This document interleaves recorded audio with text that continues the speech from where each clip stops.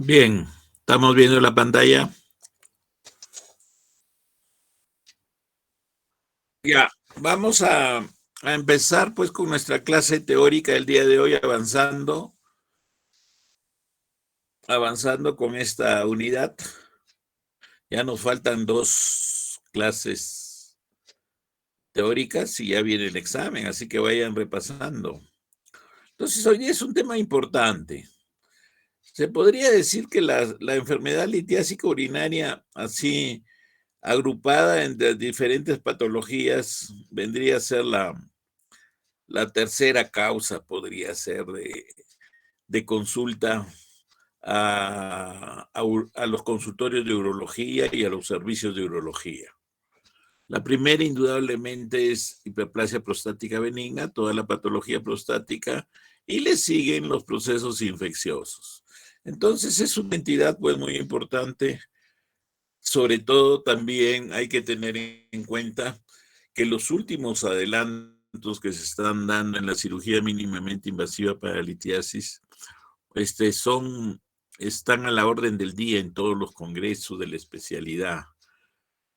Entonces, los adelantos tecnológicos tanto en hacer más mínimamente, disculpen la redundancia, más mínimamente invasiva las cirugías, están haciendo pues de que hayan estudios y una competencia bárbara en cuanto a quién lo hace con realmente mínima invasión extrema, ¿no?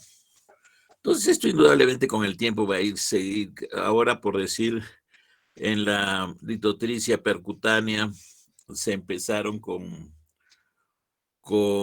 instrumentos percutáneos que estaban pues en 27 Cherrier.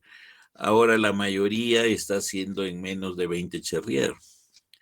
Las percutáneas, ¿no? Cosa por el estilo, aparte de que también, por ejemplo, en la cirugía mínimamente invasiva con ureteroscopía, ya prácticamente han desplazado totalmente a los ureterorenoscopios rígidos y semirrígidos. Ahora todos son flexibles y inclusive hay equipamiento de este tipo que son descartables, ¿no? Entonces, la evolución tecnológica es muy rápida y cada vez las técnicas van siendo realmente menos invasivas que las previas, ¿no? Las originales. Bien, entonces vamos a hablar sobre la enfermedad litiásica urinaria. Al final, cualquier pregunta, por favor, ¿ya? Bien, entonces vendría a ser por la enfermedad litiásica urinaria, vendría a ser la formación de litos, cálculos, piedras en el sistema colector urinario.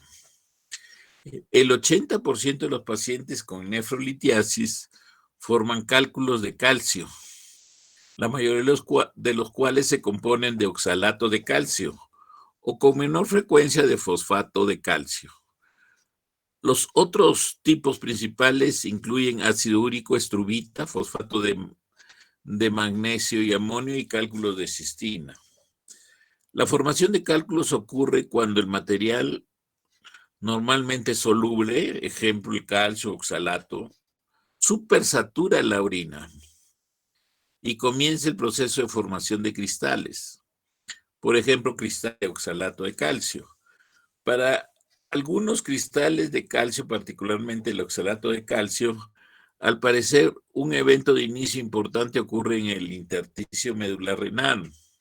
Cristales de fosfato de calcio pueden formarse en el intersticio y eventualmente erosionar a través del epitelio papilar renal formando la placa de Randall Classic. Los cristales de oxalato de calcio o fosfato de calcio pueden depositar sobre este nido, quedando adheridos a la papila. Los cálculos de fosfato de calcio también pueden formarse al inicio en los conductos dilatados de Bellini y pueden crecer hasta crecer hacia el espacio urinario. Entonces, vendría a ser pues la tercera afección más la enfermedad litiásica urinaria, la tercera afección más frecuente del tracto urinario. Su incidencia es de aproximadamente 0,5% y su prevalencia del 5%. La recurrencia del 50% a los 5 años y de 60% a los 9 años. Es más frecuente en hombres que en mujeres. La proporción es 2:1, más común en la raza blanca, unas 3 o 4 veces más frecuente. Se da entre la tercera y sexta década de la vida, tercera, quinta década de la vida, mayor en la tercera década, más común en climas cálidos y secos, mayor riesgo en trabajos sedentarios, que pueden ser los oficinistas, por decir, y con mayor riesgo a la deshidratación. Obesidad y el poco consumo de líquido son factores también que influyen en la formación de cálculos, más común cuando existen alteraciones anatómicas.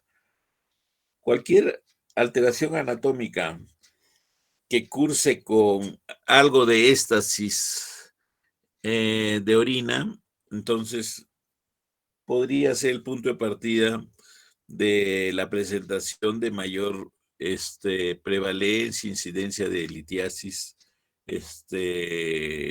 urinaria. Está relacionado con el uso de algunos fármacos y algunas patologías también. Vamos a ver posteriormente. El riesgo de cálculos aumenta en individuos con una mayor absorción de oxalato entérico, a menudo en el contexto de una mala absorción, por ejemplo, procedimientos de bypass gástrico, cirugía bariátrica, síndrome de intestino corto. Las causas menos comunes incluyen infecciones frecuentes del tracto urinario superior, como resultado de lesiones de la médula espinal, podría ser un ejemplo, y el uso de medicamentos que pueden cristalizar en la orina, como el uso de la ciclovir, la sulfadiazina, el triamtireno. También se relaciona la litiasis con niños que reciben terapia prolongada con ceftriaxona. La enfermedad litiásica es más común en personas con diabetes, obesidad, gota e hipertensión. El ejercicio físico excesivo puede aumentar la cristaluria por la deshidratación que puede haber. Los estudios sugieren que los cambios en el estilo de vida y la obesidad han aumentado significativamente la incidencia de cálculos en las mujeres, lo que ha cambiado la relación de género anterior entre la formación de cálculos en el hombre y la mujer, que era de 3:1 a 1,3, y la relación actual está en 1,6 a 1, ¿no? O sea, 2:1. Una orina persistentemente ácida, con pH de 5, menor de 5,5, promueve la precipitación de ácido úrico y conduce a la formación de cálculos de ácido úrico. Se observa una orina ácida en estados diarreicos crónicos por la pérdida de bicarbonato y el agotamiento de volumen conducen a una orina ácida concentrada. La orina es ácida en otros defectos metabólicos, como en la gota, la diabetes, la resistencia a la insulina y la obesidad. Los cálculos de estruvita solo se forman en pacientes con una infección del tracto urinario superior debido a un organismo productor de ureasa como el Proteus mirabilis o la Klebsiella. En cuanto a la clasificación, una clasificación simple podría ser en cuanto a la ubicación, ¿no? Cálculos renales ubicados dentro de las cavidades intrarrenales, cálculos ureterales ubicados en el trayecto ureteral, los vesicales en la luz vesical. Los prostáticos no encajarían tanto acá, pero se pueden presentar, son intraparenquimales, ¿no? y los uretrales que suelen ser intraluminales y que pueden ser obstructivos totales. La composición, mayormente oxalato cálcico, estruvita, cistina, ácido úrico y medicamentos también. Entonces hay una clasificación diagnóstica que probablemente han revisado en otros segmentos de nefrología quizás. Tenemos la hipercalciuria absortiva. Tipo 1 y 2 hay un aumento de la absorción de calcio intestinal. La pérdida renal de fosfato en la reabsorción renal, la hipercalciuria renal, alteración en la reabsorción renal de calcio. La hipercalciuria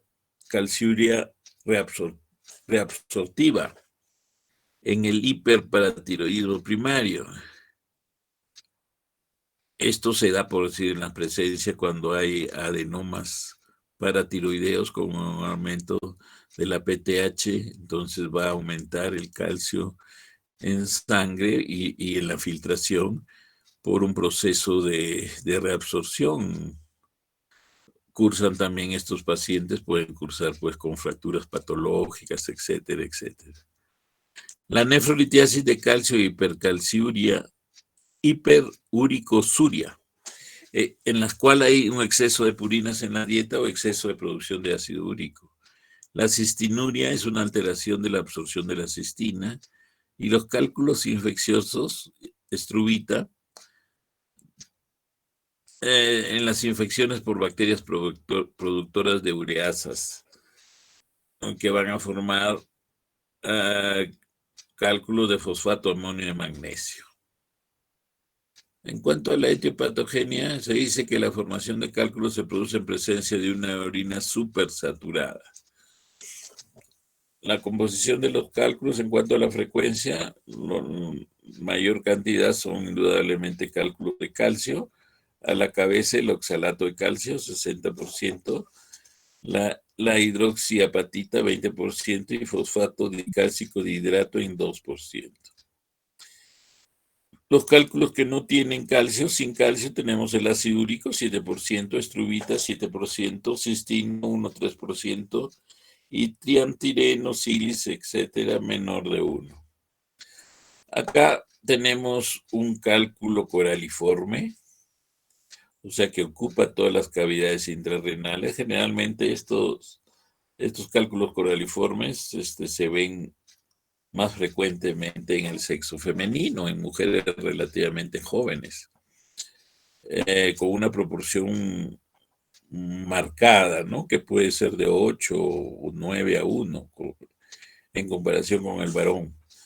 Entonces, estos cálculos técnicamente, pues imagínense ustedes, son bastante complejos extraerlo. Antiguamente, la extracción de estos cálculos se hacía cuando no había cirugía mínimamente invasiva, se hacía con cirugía convencional y había que aperturar todo el riñón a través de la línea de Brodel, abrirlo como si fuera un pan. Y previa clampaje de la arteria y de la vena renal. Previo clampaje, y se hacía, pues se tenía que tener una rapidez más o menos óptima para hacer el cierre, ¿no? Y después hacer desclampaje, y habían sangrado de todas maneras que podían ser cuantiosos. Era una cirugía bastante bonita técnicamente, pero bien estresante. Pero ya con el advenimiento pues, de las técnicas mínimamente invasivas, actualmente el gol estándar pues, vendría a estar usando la nefrolitotomía percutánea con nefroscopios, ¿no? Cuanto más grueso mejor, o sea, el 27 Cherrier. Acá tenemos otro tipo de cálculos coraliformes, otros tipos de cálculos. Miren, ahí está aperturado el riñón y se ve litiasis. Van a producir todos estos cálculos, van a producir a la larga pues procesos infecciosos tipo pielonefritis y que llevan inexorablemente a la pérdida de la función del riñón. Entonces tenemos acá los cristales. En cuanto a los cristales, hay que tener en cuenta que los cristales de cistina son los únicos patológicos. O sea, cuando nosotros en el examen completo de orina nos informan que hay algún tipo de cristales, eso no da diagnóstico de enfermedad. ¿Por qué? Porque esto puede estar relacionado con la ingesta que ha habido de sustancias que tienen en su composición estos diferentes cristales. Entonces, la única que da diagnóstico de enfermedad es el hallazgo de un cristal de cistina, que nos da diagnóstico de enfermedad, que es la cistinuria. En cuanto al cuadro clínico, tenemos unos pilares en la clínica: el dolor, la hematuria y otros síntomas, ¿no? Que pueden ser alteraciones, molestias gastrointestinales, etcétera. Vamos a ver. El dolor es el síntoma más común. Generalmente aumenta y disminuye en intensidad y se desarrolla en ondas o paroxismos. Los paroxismos de dolor intenso suelen durar de 20 a 60 minutos. Este dolor cólico-nefrítico mayormente aparece durante el sueño, lo despierta al paciente. Se cree que el dolor se produce principalmente por obstrucción urinaria con distensión de la cápsula renal. En consecuencia, el dolor que ocasiona un cálculo renal se resuelve luego del paso del cálculo. Si el cálculo progresa y es eliminado, entonces ceden todos los tipos de molestias dolorosas. La hematuria macroscópica o microscópica ocurre en la mayoría de los pacientes que presentan urolitiasis sintomática. La hematuria no se detecta en aproximadamente el 10 al 30% de los pacientes con urolitiasis documentada. En un estudio retrospectivo de más de 450 pacientes con ureterolitiasis aguda documentada con tomografía computarizada, la hematuria estaba presente en el 95% en el primer día y del 65 al 68% en los días 3 y 4. Otros síntomas o signos tenemos nosotros, los síntomas gastrointestinales como las náuseas, vómitos, que se producen por distensión de la pelvis renal.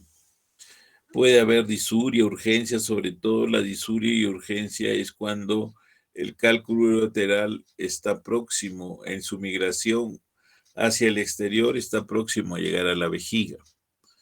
Los dos últimos síntomas suelen ocurrir cuando el cálculo se encuentra en el uréter distal, o sea, el uréter terciodistal. Diagnóstico diferencial. Algún sangrado dentro del riñón que puede producir coágulos que se alojan temporalmente en el uréter, por ejemplo, el cáncer de células renales. La pielonefritis, dolor en el flanco, es otro tipo de dolor, no es así tan paroxístico, es más constante, pero acá se acompaña fiebre y piuria. El embarazo ectópico se puede equivocar, uno también puede pensar que es un cálculo por la intensidad del dolor, ¿no? La ruptura o torsión de un quiste ovario, también. La dismenorrea, raro que se presente con dolor en el flanco, la dismenorrea, pero da dolores intensos. El aneurisma aórtico. El aneurisma disecante puede confundirse también, da dolor muy intenso. La obstrucción intestinal aguda, la diverticulitis, la apendicitis pueden presentarse con cólicos, pero por lo general no están asociados a hematuria. El cólico biliar y la colecistitis, generalmente no asociados con hematuria. La isquemia mesentérica aguda rara vez produce dolor abdominal que se puede confundir con el cólico renal. Es un cuadro aparatoso, ¿no? El herpes zóster, en algunas oportunidades se puede confundir. Entonces hay que hacer un examen superficial también de la piel en las zonas. El herpes zóster pues, va a dar un dolor en el flanco, erupción y no da hematuria. Hay individuos que buscan drogas y realmente tienen cálculos renales, pero se encuentran en el riñón y no están obstruyendo. O sea, un cálculo en el riñón no tiene por qué producir dolor. Puede producir infección, más no dolor. Entonces, este grupo de pacientes, sobre todo en otros países adelantados, llegan por el uso de los analgésicos, ¿no? Sobre todo la morfina. Ellos fingen su dolor y se tiene que aplicar en algunas veces. Por eso hay que hacer buena anamnesis. Esto sería pues un cólico nefrítico espurio, falso. Entonces la zona de irradiación se hace la puñopercusión y debe ser positiva. Cuando hay una obstrucción del flujo urinario a nivel del uréter de cualquiera de los lados de las unidades urinarias, el dolor se irradia del riñón hacia la zona de los genitales externos, en el varón a la zona del escroto del mismo lado. Esto es cuando el cálculo está atravesando o está muy próximo a la juntura pielo-ureteral. Entonces da este tipo de irradiación. Y también puede dar un dolor en toda la zona del flanco, ¿no? Y en la zona de la fosa lumbar. Entonces, el diagnóstico por imágenes, pues se debe hacer de acuerdo al momento, ¿no? O sea, generalmente cuando el paciente viene a la consulta externa, se puede ir adelantando, ¿no? Con una ecografía que es de una realización rápida y no invasiva, ¿no? Para ya tener la certeza de que tiene efectivamente un problema. Nos informará la ecografía que hay una ureterohidronefrosis o una hidronefrosis del lado afectado, del lado sensible, doloroso. Pero se puede también ayudar la radiografía de abdomen. ¿Cuál es la ventaja de la radiografía de abdomen? Mediciones precisas del tamaño del cálculo. O sea, lo ubicamos al cálculo de forma precisa. Y localización ureteral para la planificación del tratamiento. Desventaja, ¿cuál sería?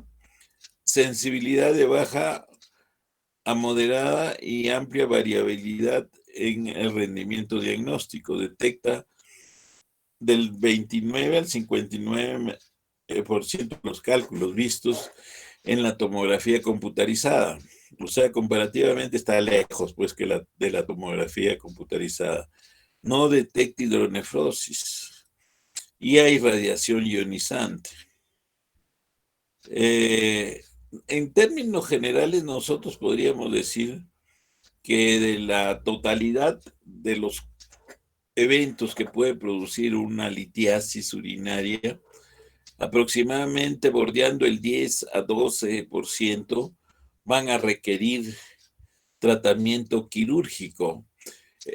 Un elevadísimo porcentaje pues va a lograr expulsar el cálculo, pero siempre nosotros tenemos que, para dar información a nuestro paciente de lo que puede pasar, porque vienen pacientes muy angustiados y ellos creen que van a ser operados de arranque, ¿no? Entonces, darles tranquilidad y decirle que se va a hacer el diagnóstico preciso de la litiasis y que tiene elevadísimas probabilidades de que expulse el cálculo. Tenemos otro estudio por imágenes, la pilografía intravenosa. La ventaja detecta la hidronefrosis, aquí sí. Medición precisa del tamaño del cálculo y la localización ureteral para la planificación del tratamiento. ¿Cuál es su desventaja? Poquísimo menos precisa que la tomografía computarizada. Hay radiación ionizante dosis efectiva de 12 mSv y se requiere contraste intravenoso. Esta podría ser una desventaja, ¿no? En cuanto al ultrasonido de riñones y vejiga, la ventaja, pues, que no hay ninguna radiación ionizante, dosis de radiación acumulativa más baja en pacientes que se someten a imágenes repetidas en entornos donde no se dispone de una tomografía computarizada de dosis baja. Detecta de forma fiable la hidronefrosis. Desventaja: sensibilidad de baja, moderada y amplia variabilidad en el rendimiento diagnóstico. Detecta del 24 al 57% de los cálculos vistos con la tomografía computarizada. Mediciones de tamaño del cálculo inexactas y localización para la planificación del tratamiento. Probable falta de diagnóstico en pacientes con hábito corporal grande. Entonces, hombres mayores de 285 libras o mujeres mayores de 250 libras o pacientes con la enfermedad renal en etapa terminal. Tenemos otro procedimiento con imágenes. Tenemos la tomografía sin contraste de abdomen y pelvis. Entonces, la ventaja nos va a dar máxima precisión diagnóstica. Sensibilidad combinada de 0,97 y especificidad de 0,95 para el examen de dosis bajas. Detecta de forma fiable la hidronefrosis. Nos da mediciones precisas del tamaño del cálculo y localización ureteral para la planificación del tratamiento. La desventaja: radiación ionizante, dosis efectiva de 2 a 13 mSv con dosis baja y de 10 a 12 mSv con examen de dosis estándar. En raras ocasiones se necesita un segundo conjunto de imágenes después del contraste intravenoso para el diagnóstico definitivo de urolitiasis. También nos da información sobre la dureza del cálculo para planificar el tipo de operación que se va a hacer. ¿Ya? O sea, nos da bastante preciso la dureza del cálculo. La resonancia magnética de abdomen y pelvis, su ventaja: que no hay radiación ionizante, detecta de forma fiable la hidronefrosis, localiza con precisión el sitio de obstrucción para la planificación del tratamiento, y su desventaja: muy baja sensibilidad, ya que los cálculos son casi invisibles. Mediciones del tamaño del cálculo inexactas para la planificación del tratamiento. Requiere que el paciente permanezca inmóvil en un escáner cerrado que dura de 10 a 20 minutos. Entonces acá tenemos pues un cálculo, una nefrolitiasis. La proyección antero-posterior de la radiografía abdominal muestra un cálculo de asta de cierre, o sea, coraliforme, en la pelvis renal derecha, y cálculos más pequeños, flechas en el riñón izquierdo. Ahí hay unos cálculos, ya se está formando probablemente el cálculo coraliforme. Acá tenemos imágenes también de cálculos, piedras, litos, acá en la zona que podría corresponder a la pelvis renal izquierda. Acá tenemos un cálculo coraliforme que ocupa el riñón derecho. Acá igualmente tenemos cálculos coraliformes bilaterales. Acá en el lado izquierdo, y algunas concreciones también en el aparentemente en el parénquima del riñón izquierdo. Acá una litiasis calicial. Ustedes deben tener presente pues que el hilio renal generalmente está frente al cuerpo de L2, ¿no? Entonces, esto sería L1, L2. Por acá está la pelvis renal, o sea que este no es pelvis. Este es un cáliz, es bastante periférico. Acá tenemos litiasis coraliformes, riñón derecho, y acá bilateral, miren. Qué complejo sería hacer una cirugía de estos cálculos, ¿no? Y probablemente el deterioro de la función renal es uno de los problemas principales acá, porque estas cirugías, pues aparte de ser muy tediosas, y pueden durar mucho, mucho tiempo, ¿no? Y eso está relacionado con mayor cantidad de complicaciones que puede tener este paciente. Acá tenemos en el estudio por ecografías, vemos una gran hidronefrosis, una hidronefrosis moderada, severa. Miren la dilatación de la pelvis, el sistema colector. Acá vamos a tener una imagen ultrasonográfica de un riñón normal, ¿no? De caracteres normales. Acá tenemos más bien, en este riñón derecho, tenemos una litiasis que da una sombra acústica posterior. Acá está el transductor, aquí está el cálculo y da esta sombra. O sea, no lo vamos a ver nosotros redondito el cálculo, sino lo vemos de estas características con su un poco aplanado así y vemos su sombra acústica. Acá imagen radiográficas en que se ven cálculos aparentemente piélicos. Acá tenemos litiasis a nivel del trayecto ureteral en el lado izquierdo. La otra imagen, pero esta es la más nítida. Hay veces se confunden, sobre todo las imágenes litiásicas aparentemente en la zona de los trayectos ureterales. Hay veces se ven radioopacidades, opacidades que son bastante redonditas, ¿no?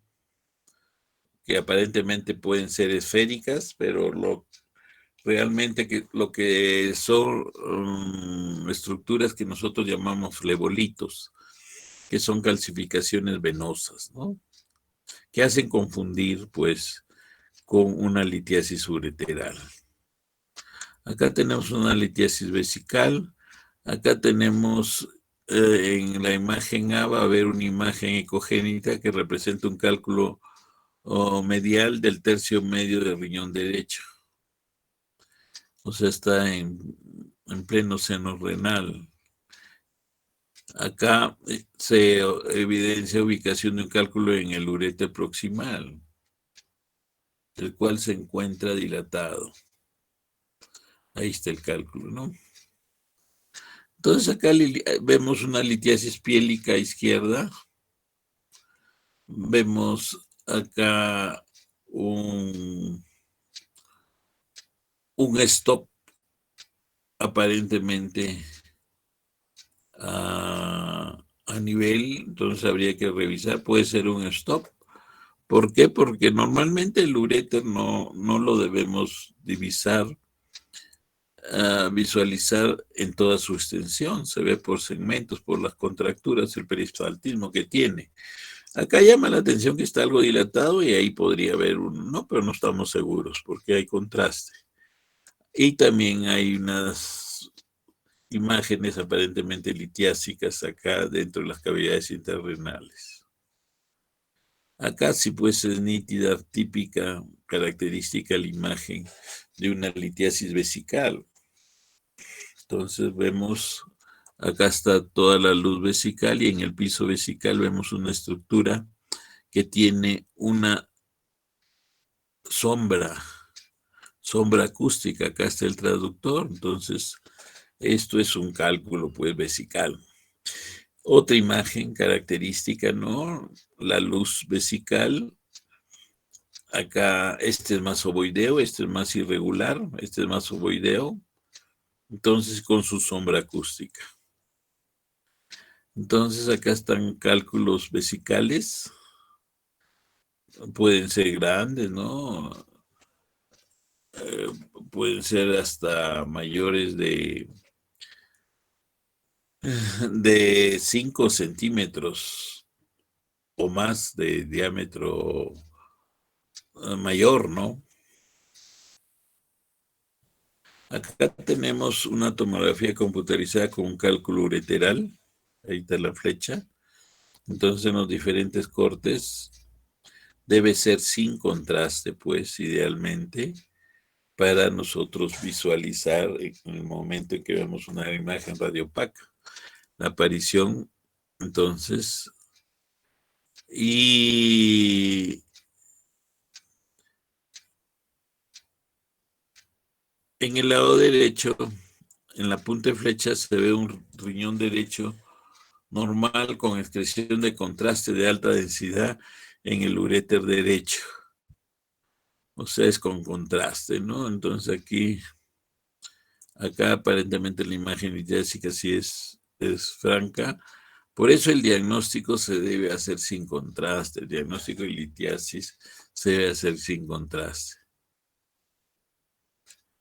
Acá tenemos una nefrolitiasis en una tomografía sin contraste que muestra una piedra, acá en cálculo, en la pelvis renal derecha.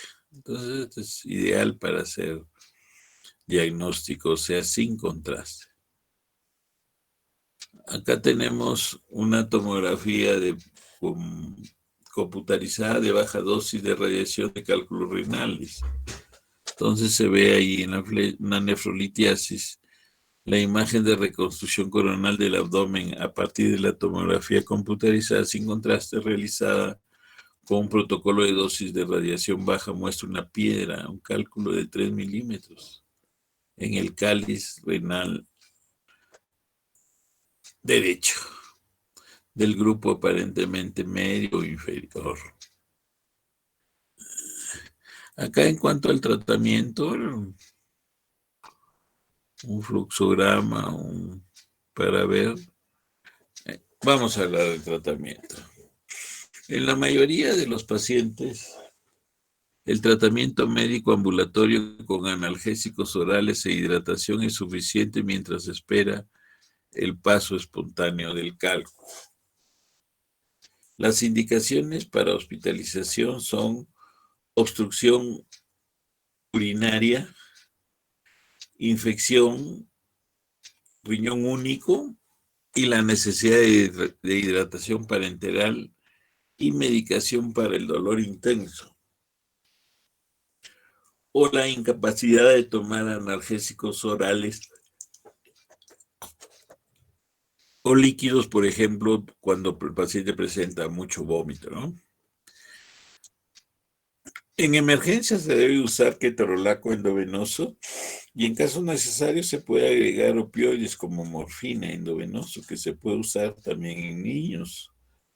En niños es raro la litiasis, pero puede haber, sobre todo en aquellos niños que tienen problemas congénitos, ¿no?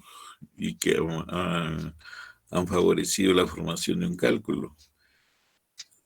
La morfina endovenoso que se puede usar en niños mayores de 6 meses a dosis de 0.05 a 0.1 miligramos por kilo, por dosis cada 2 a 4 horas, hasta un máximo de 2 miligramos por dosis. La dosis de ketorolaco endovenoso en niños mayores de 2 años de edad es de 0.5 miligramos por kilo, por dosis cada 6 horas, con una dosis máxima de 30 miligramos. El uso de AINE debe suspenderse 3 días antes de que se programe algún tipo de cirugía, si es posible, para minimizar el riesgo de sangrado.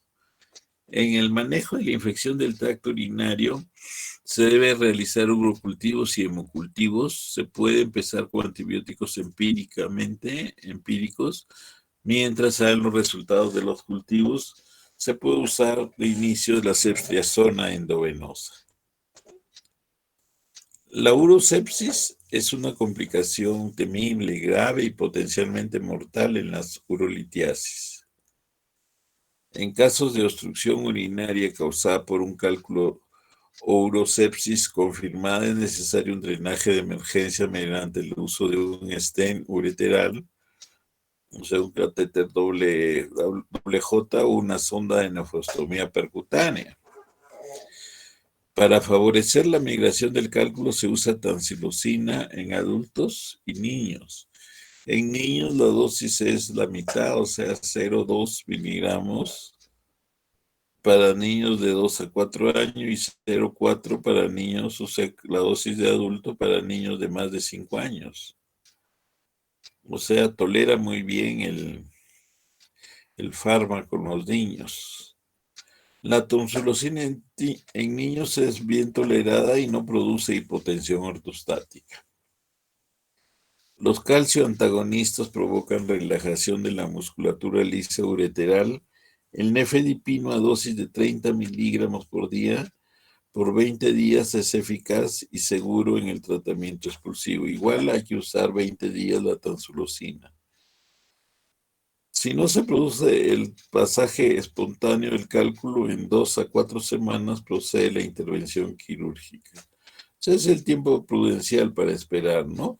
Si nosotros estamos dando tratamiento expulsivo por 20 días, los cálculos, todos los estudios indican que los cálculos menores de 6 milímetros, el 80% van a ser expulsados espontáneamente con medicación expulsiva.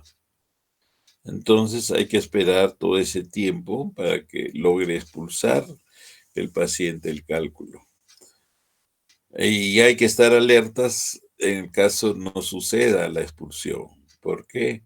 Porque el riñón no puede estar obstruido, sobre todo totalmente obstruido, por espacios que ya circundan los 4 semanas.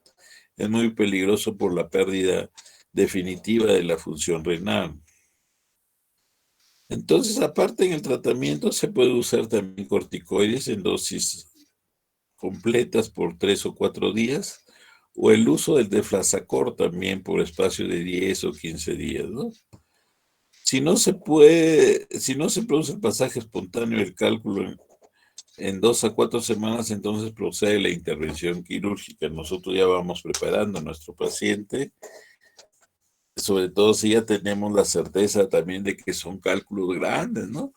Imagínense un cálculo ureteral proximal que puede estar en 12 milímetros, la probabilidad, o 10 a 12 milímetros, la probabilidad que lo expulse es remota. El paciente debe ser instruido para colar la orina, o sea, en el momento que nosotros estamos con el paciente, le calmamos el dolor, todo, le damos su tratamiento y le aconsejamos pues, de que tenga orinas en vacín con la idea de ver la posible expulsión del cálculo, que es altamente probable. Entonces, con el fin de recuperar el cálculo para enviarlo a realizar el respectivo análisis. Este análisis, pues, no lo hacen generalmente los laboratorios comunes y corrientes. Lo tiene que hacer un laboratorio que haga análisis físico-químicos. Entonces, en el tratamiento quirúrgico aproximadamente del 10 al 20% de todos los cálculos urinarios van a requerir extirpación quirúrgica. Los cálculos más grandes y los cálculos ureterales proximales tienen menos probabilidades de pasar espontáneamente. Se dispone de 3 técnicas quirúrgicas mínimamente invasivas que reducen significativamente la morbilidad en la remoción de los cálculos. A saber, tenemos la nefrolitectomía percutánea, la PNL. Nefrolitectomía percutánea. La nefrolitectomía percutánea y la cirugía abierta son igualmente efectivas para el tratamiento de los cálculos renales. La nefrolitectomía percutánea corta el tiempo de hospitalización en un 60% y permite que el paciente vuelva a trabajar en aproximadamente una semana, en comparación de más de 3 semanas después de una cirugía abierta. Las indicaciones de la nefrolitectomía percutánea son cálculos grandes, esa es su indicación principal, ¿no? Los coraliformes, por ejemplo, o los pílicos grandes, mayor de 2 centímetros de diámetro. Los cálculos de cistina, por la dureza, no son los cálculos más duros, los de cistina, o sea que no, la litotricia extracorpórea no les hace pues efecto, no hace efecto, entonces hay que usar esta técnica, ¿no? La nefrolitectomía percutánea. Anomalías anatómicas, incluidas los riñones en herradura o la obstrucción de la unión ureteropiélica. Cálculo en un divertículo calicial, también son muy complejos de eliminar, ¿no? Procedimiento. Con el paciente en posición supina, últimamente se está usando la prona, se coloca un catéter ureteral retrógrado con un cistoscopio flexible de 15 French. Luego colocar al paciente en posición prona para acceder al sistema colector renal a través de una aguja de calibre 18 guía fluoroscópica. Ahora se está accediendo también con el paciente en supino. ¿Por qué esta técnica en supino está ganando más adeptos? Porque ahora se hacen cirugías combinadas de los tratamientos percutáneos con la ureteroscopía. Son dos equipos que pueden operar en paralelo. Por eso la posición es importante, ¿no? La supina es importante para hacer dos procedimientos mínimamente invasivos diferentes, simultáneos. Dilatar el tracto con un dilatador de balón de nefrostomía hasta 32 French.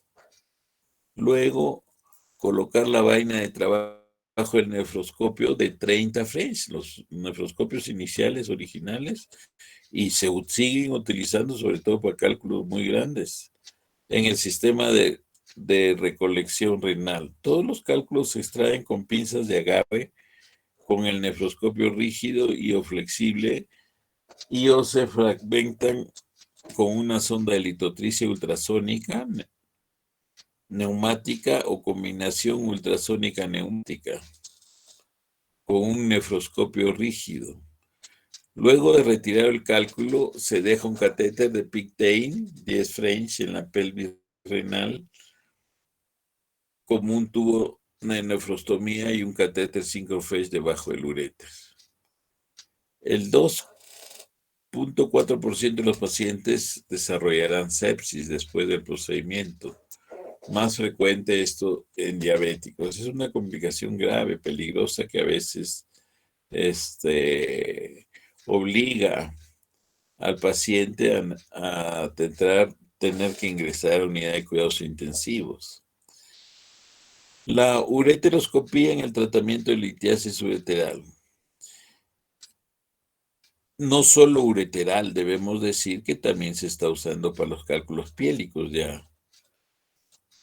Y también algunos tipos de cálculos caliciales complejos, o sea, ha ampliado bastante su campo de acción. Es el tratamiento de elección para la mayoría de los cálculos ureterales medios y distales. Eso nadie le quita, ¿no? Se usa también en cálculos ureterales proximales o intrarrenales. También el acceso ureteroscópico es útil en el manejo de cálculos ureterales en los que ha fallado la litotricia extracorpórea. La ureteroscopía rígida, ahora en forma única, se usa poco, más se usa la flexible. Se realiza el acceso ureteral y la dilatación. Los dilatadores son de balón, luego se pasa el ureteroscopio bajo visión directa a través del uréter y la pelvis renal. Si el cálculo es pequeño, se usan cestas o pinzas de sujeción del cálculo para su extracción. Si el cálculo es demasiado grande, se puede fragmentar con litotricia láser, neumática, ultrasónica y o electrohidráulica. La ureteroscopía flexible está siendo utilizada más frecuentemente por las mejoras en la fibra óptica y también por todos los canales de trabajo. O sea, son más firmes, ¿no? A pesar de que el calibre es mucho menor de los ureterorrenoscopios flexibles, pueden ser de 12 a 14 Cherrier, pero se puede realizar buenas maniobras a través de sus canales de trabajo, con el mejoramiento en la tecnología última, ¿no? No utilizar stent después de una ureteroscopía sin complicaciones. O sea, se deja sin catéter, ¿no? Si no ha habido complicaciones, lo que se llama tubeless. La litotricia por ondas de choque, su abreviatura es SWL, emplea ondas de choque de alta energía producidas por una descarga eléctrica. Las ondas de choque se transmiten a través del agua y se enfocan directamente en el cálculo renal ureteral con la ayuda de la fluoroscopía biplanar. El cambio en la densidad del tejido entre el renal blando y el cálculo duro provocan una liberación de energía en la superficie del cálculo. Esta energía fragmenta el cálculo. Se piensa que las ondas de choque de alta energía pueden causar hipertensión, lesión renal y en los hombres causar daño en el ADN del esperma y una disminución temporal de la fertilidad. La cirugía abierta, pues, está quedando bastante limitada su acción en el tratamiento de la litiasis. Representa menos del 1% de los pacientes, menos del 1% de los casos, ¿no? En cirugía pacientes que necesitan cirugía abierta.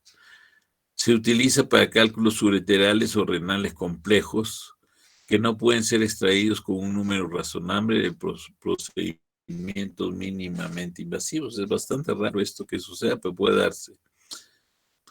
Las indicaciones incluyen pacientes en quienes ha fracasado la extracción de cálculos vía endoscópica, asimismo los cálculos coraliformes y también pacientes con anatomía renal ureteral compleja u obesidad mórbida.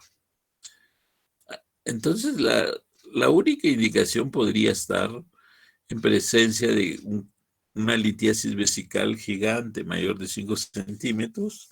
Entonces, ahí se procede a hacer una litotomía suprapúbica. En menos de media hora uno extrae el cálculo, porque si no, si vamos a usar fibras láser o de otro tipo, vamos a demorar mucho y la inversión, el gasto que representa el utilizar varias fibras láser, ¿no? Entonces acá tenemos la litotricia extracorpórea por ondas de choque. Entonces la indicación precisa es para cálculos pequeños, a nivel ureteral o vesical, cálculos pequeños y que no haya una alteración anatómica obstructiva distal, o sea, porque esta va a destruir esta técnica, van a fragmentar a los cálculos y los va a eliminar espontáneamente. Pero si hay alguna estenosis distal a la presentación del cálculo, entonces puede haber problemas. Se va a formar una calle litiásica que va a ser, lo único que va a hacer es organizar nuevamente los cálculos. O sea, en esos casos hay que tener certeza de que el drenaje, que no hay una obstrucción distal al cálculo que va a dificultar la eliminación de los fragmentos. La nefrolitectomía percutánea, entonces se usa el nefroscopio para cálculos grandes, hay que hacerla, pueden haber complicaciones de de perforación de la vía digestiva, sangrados masivos, eso hay que tener cuidado. Y la extracción ureteroscópica a través de los ureterorrenoscopios flexibles, que son los que más se están usando ahora, los semirrígidos y los rígidos.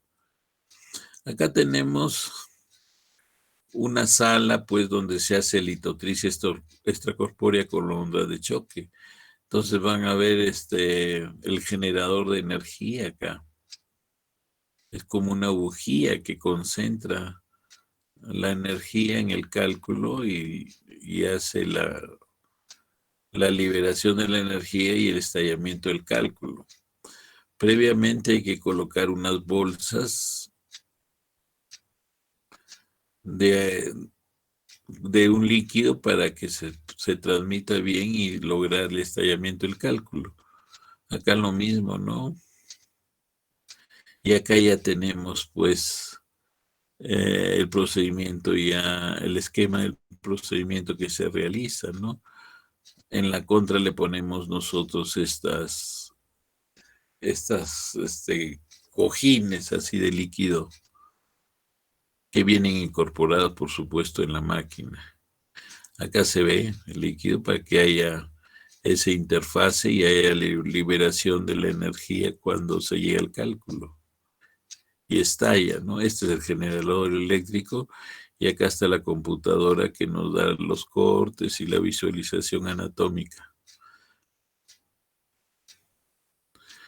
Entonces, acá tenemos los esquemas, más o menos cómo se hace, ¿no? Se libera la energía y se destruye el cálculo y hay que tener la certeza de que anatómicamente va a haber pasaje de los cálculos fraccionados, pulverizados.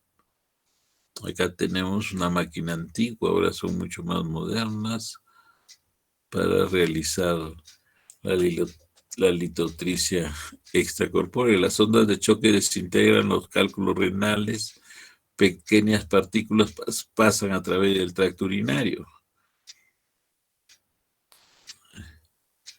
Entonces ahí se está dirigiendo las ondas de choque a los cálculos que se encuentran en el sistema colector renal.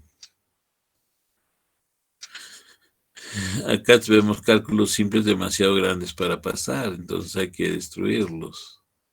Hay que fraccionarlos. Las ondas de ultrasonido fraccionan los cálculos. Trozos más pequeños salen del cuerpo a través de la orina. La nefrolitectomía percutánea, entonces, es para cálculos más grandes, no los corariformes. Entonces vendría a ser la extracción de cálculos renales y de los uréteres mediante de la incisión percutánea hasta el riñón. Entonces aquí tenemos el nefroscopio, cómo se accede a través de los cálices inferiores, generalmente debajo de la 12ª se hace la punción para lograr orina, se hace dilatación y después se pasa el nefroscopio, ¿no? Entonces, acá igualmente vemos cómo hay que atravesar el parénquima renal a través del grupo calicial que previamente se le hizo una punción, dilatación e ingreso del nefroscopio. Ahí está el nefroscopio haciendo su labor de extracción de los fragmentos con pinzas o también liberando energía para que fraccione los cálculos, ¿no? La posición, acá el procedimiento de la punción y dilatación progresiva para que ingrese el nefroscopio. Se usan unos dilatadores de Alken, de plástico. Acá está el nefroscopio ya instalado y está haciendo la extracción de los cálculos. La ureteroscopía pues utiliza los ureterorrenoscopios flexibles, semirrígidos y rígidos. O sea, lo que más se usa ahora son los flexibles, que ingresan bajo visión directa. Entonces, se progresa y se llega al cálculo y se le aplica pues la energía para fraccionarlo y hacer la extracción de los fragmentos. Entonces acá el ureterorenoscopio flexible ingresa a través de la uretra, es probablemente mujer, a través del meato ureteral progresa y llega al cálculo. Puede tener canales de trabajo y una dormia puede englobar al cálculo y se hace la tracción del cálculo. Aquí el ureterorenoscopio flexible es lo que se está usando más actualmente, ¿no? Pero siempre en los kits hay que tener ureterorenoscopios rígidos y semirrígidos, ¿no?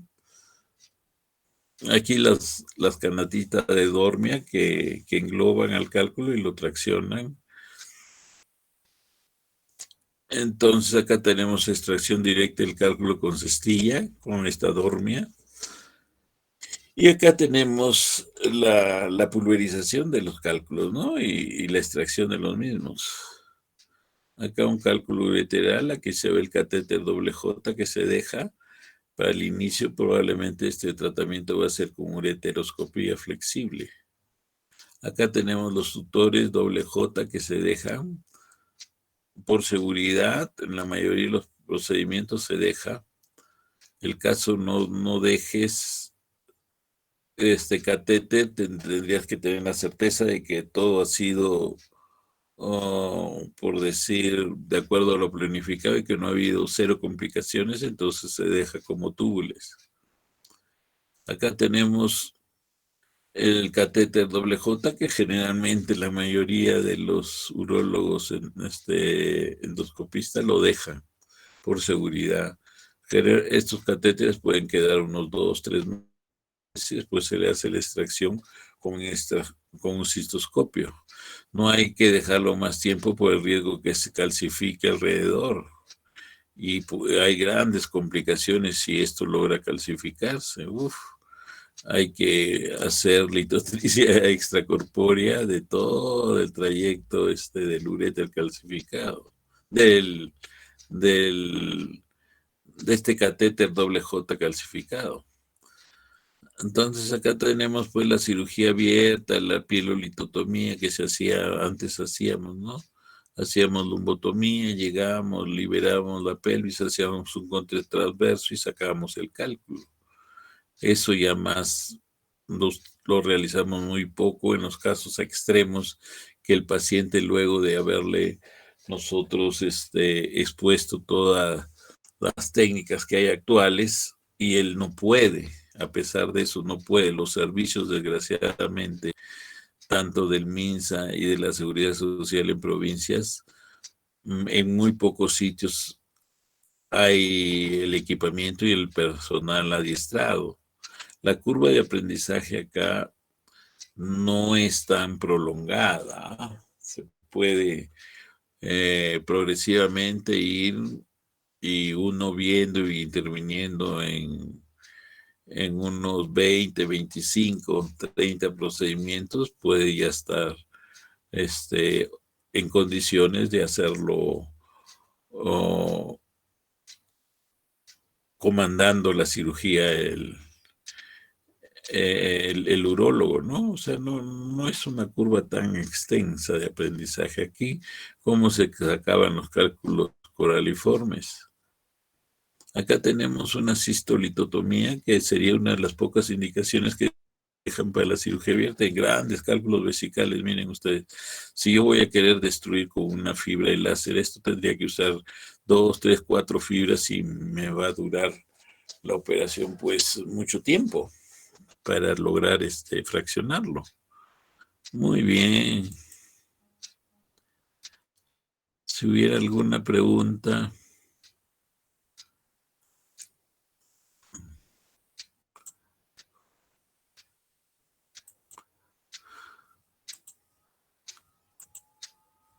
Entonces, ¿no hay preguntas? Entonces, pues, vamos a quedar ahí. Entonces, como les digo, ya hay que irse organizando para después de 2 clases teóricas nosotros podamos dar nuestro primer examen de teoría. Está bien, Ya, doctor. perfecto, ya me comunicarán cualquier acuerdo. Por lo pronto estamos avanzando, quedan 2.